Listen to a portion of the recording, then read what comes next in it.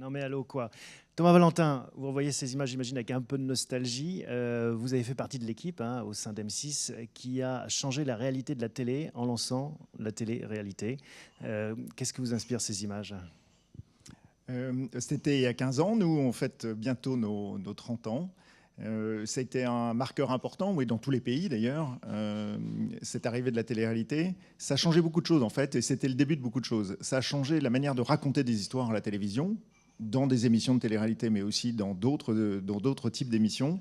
Et puis c'était le début de l'interactivité, les débuts de la participation du public, les débuts de la présence d'anonymes à la télévision, une présence forte d'anonymes, le début de la reconnaissance par la télévision de la célébrité, en tout cas la reconnaissance des anonymes par le grand public. Ça a lancé effectivement beaucoup de choses. Qui aurait imaginé que 15 ans après, le président des États-Unis serait passé par cette case télé-réalité? Donald Trump a lancé un programme qui s'appelle The Apprentice, que vous avez essayé de reprendre d'ailleurs sur M6, qui n'a pas bien marché en France. Non, il n'a pas marché en France. C'est comme je disais, on a été peut-être visionnaire sur le président, mais pas sur le programme. C'est un programme qui n'est pas du tout adapté à la mentalité des Français. Aliette. Oui, alors justement, on a vu des images du Loft. Sur ces émissions qui feront le buzz, depuis la rentrée, vous avez des émissions qui vont parler d'elles. On a l'impression que c'est vraiment la marque de fabrique d'M6, Ambition intime, Rue des Allocs, Mariée au premier regard. Elles ont toutes fait l'objet de nombreux papiers, de nombreuses interventions sur les réseaux sociaux.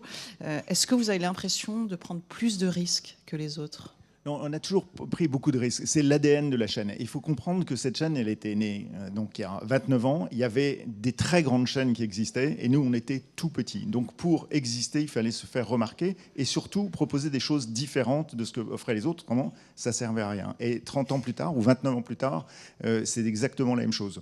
Quand on fait une émission de politique, pourquoi faire une émission politique comme les autres? On a fait une émission politique que nous a proposée Karine Le Marchand, qui est différente, fondamentalement différente des autres, et qui rencontre du succès. Parce que quand on cherche à être différent, et quand on s'intéresse au goût du public, quand on s'intéresse à ce qu'il recherche, eh bien, ça peut donner des résultats. Alors, c'est des prises de risques, quelquefois ça ne marche pas, mais là, depuis plusieurs mois, depuis longtemps, on a eu beaucoup de succès avec des choses très innovantes. Ce qui est intéressant sur l'émission politique, c'est qu'elle a intéressé beaucoup de monde, elle a bien marché, mais sur un public qui ne regarde pas d'habitude les émissions politiques. 3 fois plus de jeunes, 2 fois plus de CSP+, que dans des émissions politiques classiques de prime time. Oui, justement, ça marque les jeunes.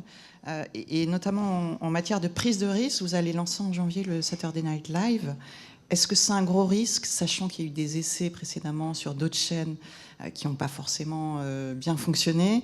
Vous n'avez pas encore annoncé d'animateur, vous avez annoncé un invité. Est-ce qu'il y a un gros enjeu derrière cette nouvelle émission? Est-ce que c'est de la prise de risque d'essayer d'importer des formats étrangers? Tout lancement d'un programme nouveau est une prise de risque. On en lance beaucoup, et donc on prend souvent beaucoup de risques. Qu'ils soient importés ou pas. D'ailleurs, The Apprentice, c'était importé, ça n'a pas marché. Donc l'importation ne permet pas d'éviter le risque. Et la création ne permet pas d'éviter le risque. Quand on a inventé Chasseurs d'appart, c'était un risque. Et ça marche extrêmement bien, et c'est maintenant un programme qui se vend dans plusieurs dizaines de pays. Donc oui, Saturday Night Live, c'est un risque. Il n'y aura pas d'animateur puisque l'invité principal, Gad Elmaleh, sera en même temps l'hôte de cette émission. Mais quand une émission a de la puissance et permet de révéler des talents et de donner la parole de manière différente, là aussi, à des grands talents de l'humour, des acteurs et des grandes personnalités, on trouve que ça vaut le coup de prendre des risques. La petite chaîne qui monte a fait son chemin. Vous allez fêter vos 30 ans l'année prochaine. Vous êtes institutionnalisé avec de l'info, du sport, du football maintenant. Enfin, vous avez tout d'une grande. Et les chiffres le montrent également. Vous êtes, en termes de capitalisation boursière, plus cher que TF1. Enfin, on ne s'est pas institutionnalisé parce qu'on ne fait pas la même chose que les autres, mais on est devenu, il y a 10 ans, une grande chaîne de télévision. On est devenu, et l'écart avec TF1 et France 2 se rétrécit de plus en plus. Et une grande chaîne de télévision, c'est une chaîne qui est complète, qui propose tous les genres, du sport jusqu'à la finale de l'Euro, et des émissions comme des JT. Mais là aussi, vous me l'accorderez, les JT d'M6, d'abord fonctionnent très bien, alors que quand on a lancé le JT après le 6 minutes, tout le monde nous avait dit mais c'est fini les JT avec les chaînes d'info 24h/24. Ce n'est pas vrai. Les JT d'M6 fonctionnent très bien, y compris auprès d'un public jeune et avec une narration, une manière de raconter l'information un peu différente. On parle beaucoup de M6, mais en 15 ans, le paysage a beaucoup évolué, hein, sous le coup de la transformation numérique. Maintenant, vous raisonnez à l'échelle du groupe, c'est-à-dire plusieurs chaînes, le web également. Comment est-ce que vous appréhendez ce monde qui est très concurrentiel, de plus en plus? Alors, M6, on raisonne au niveau du groupe de chaînes depuis 15 ans. On a toujours considéré qu'une chaîne, ce n'était pas simplement une chaîne, mais une famille de chaînes. Et ce qui est nouveau depuis 8 ans, c'est d'être une chaîne linéaire et non linéaire simultanément. Et ce qui est nouveau depuis 1 an, c'est de proposer une application qui est Sisplay, dans laquelle on doit s'inscrire. Et un peu moins d'1 an après le lancement de Sisplay avec inscription, on a déjà 13,5 millions d'inscrits. Donc c'est une puissance absolument considérable. Et je vais vous donner un autre chiffre. Ça rapporte quelque chose? Est-ce que c'est rentable? D'abord, ça rapporte de l'audience supplémentaire. Sur les gens qui aiment visionner des programmes au moment où ils le souhaitent et sur l'appareil qu'ils souhaitent. Et en plus, c'est une consommation qui est très tournée vers les jeunes. 75% des abonnés ont moins de 35 ans. Et un autre chiffre qui est étonnant, 1/3 des adolescents français, pas de ceux qui regardent la télévision, de ceux qui vivent en France, sont inscrits à Sisplay en moins d'1 an. Oui, c'est une manière différente de regarder la télévision, les programmes.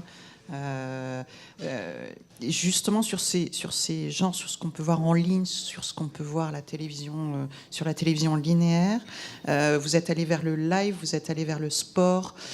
Est-ce qu'il y a un danger pour les divertissements, notamment pour les jeux qui sont en recul à l'antenne, sur les nouveaux formats de jeux qui, on a l'impression, disparaissent, qui ont du mal à s'imposer, et sur le divertissement de manière générale, alors que le sport fait de très bonnes audiences, les événements font de très bonnes audiences? Est-ce que ce soit à l'antenne ou sur le web, il y a une volonté de maintenir ce genre et d'arriver à trouver de nouveaux formats, qu'ils soient français ou étrangers d'ailleurs? Je ne peux pas tout à fait répondre sur les jeux, mais sur les divertissements, je peux vous dire que ça marche très bien. Incroyable Talent, à sa 11e saison, fait des records d'audience. Des records d'audience en direct et en différé également. Donc je crois qu'à partir du moment où vous avez des propositions de programmes qui plaisent aux téléspectateurs, c'est puissant en live, en direct et également sur le non-linéaire.